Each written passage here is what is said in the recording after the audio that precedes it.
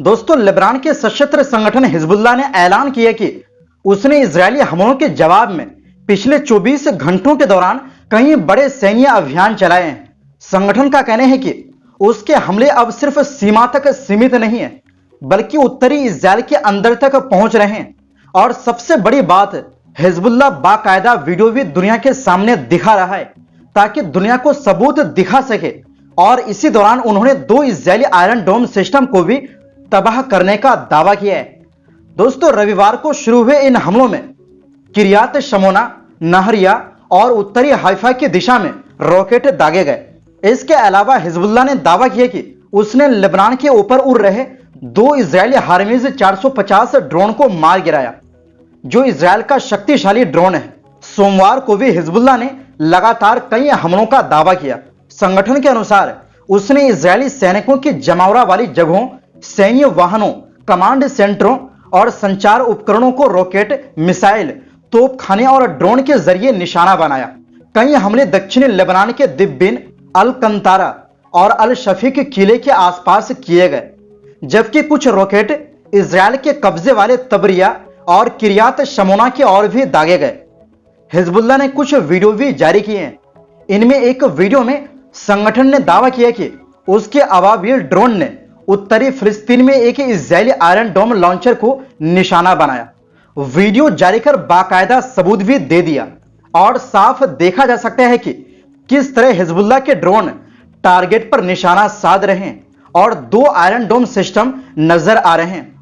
यानी दोस्तों, ये इजरायल के लिए बड़ा झटका है, क्योंकि इजरायल को आयरन डोम पर बहुत ज्यादा घमंड है, लेकिन हिजबुल्लाह सिर्फ ड्रोन के जरिए इस सिस्टम को तबाह करने की क्षमता रखते हैं।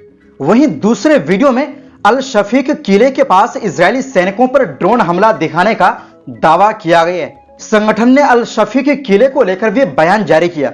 उसके मुताबिक इजरायली सेना ने कई दिनों तक हवाई और तोपखाने से बमबारी करने के बाद रात में वहां घुसपैठ की, कुछ तस्वीरें ली और फिर वापस लौट गई, जबकि वहां हिजबुल्लाह की कोई स्थायी सैन्य चौकी मौजूद नहीं थी। हिजबुल्लाह का दावा है कि इजरायली सेना अभी भी किले के नीचे के इलाकों में मौजूद है और लगातार उसके हमलों का सामना कर रही। दूसरी ओर इजरायली मीडिया ने सोमवार को पुष्टि की कि गोलानी ब्रिगेड का एक सैनिक मारा गया और 5 अन्य घायल हुए, जिनमें एक की हालत गंभीर बताई गई। यह घटना दक्षिणी लेबनान में हुई एक कार्रवाई से जुड़ी बताई जा रही। इजरायली मीडिया रिपोर्टों के अनुसार पिछले 3 दिनों में लगातार इजरायली सैनिकों के हताहत होने की घटनाएं सामने आई। साथ ही उत्तरी इजरायल के कई इलाकों में हवाई हमले के सायरन लगातार बज रहे हैं।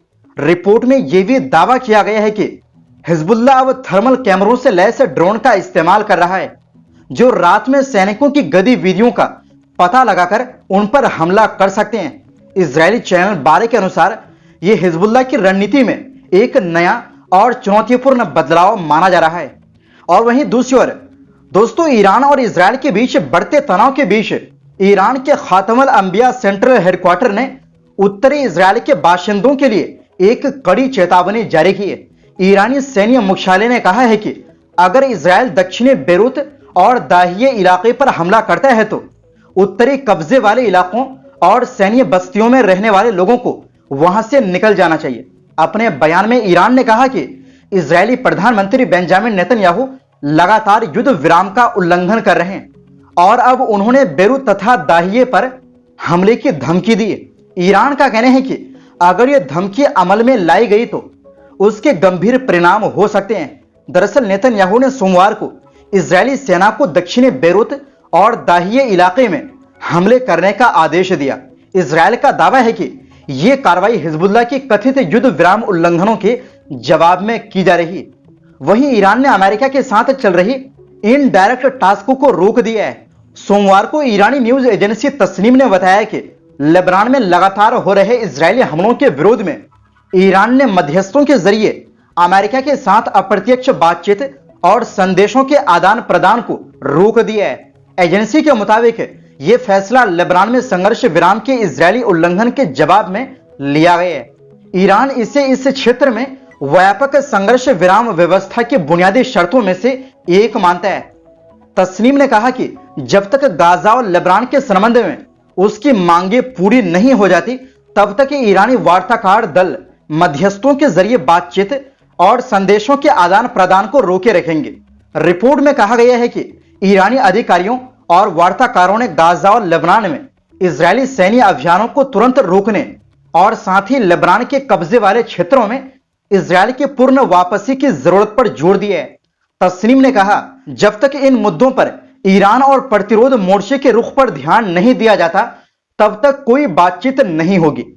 उधर ईरान के विदेश मंत्री अब्बास अरागची ने भी सख्त बयान दिया है। उन्होंने कहा कि ईरान और अमेरिका के बीच जो युद्ध विराम समझौता हुआ है वो सिर्फ ईरान तक सीमित नहीं है बल्कि सभी मोर्चों पर लागू होता है, जिनमें लेबनान भी शामिल है। अरागची ने चेतावनी देते हुए कहा कि यदि लेबनान में युद्ध विराम तोड़ा जाता है तो इसे पूरे समझौते का उल्लंघन माना जाएगा। उनके मुताबिक किसी एक मोर्चे पर हमला पूरे क्षेत्रीय युद्ध विराम को खतरे में डाल सकता है।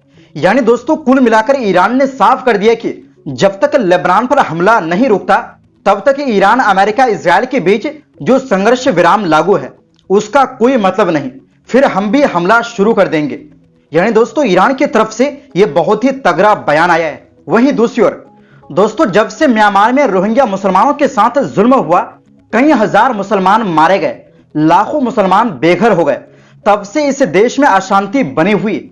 इस बीच खबर है कि उत्तरी म्यांमार के एक गांव में स्थित एक ही इमारत में रविवार को भीषण धमाका हुआ जिसमें दर्जनों लोग मारे गए।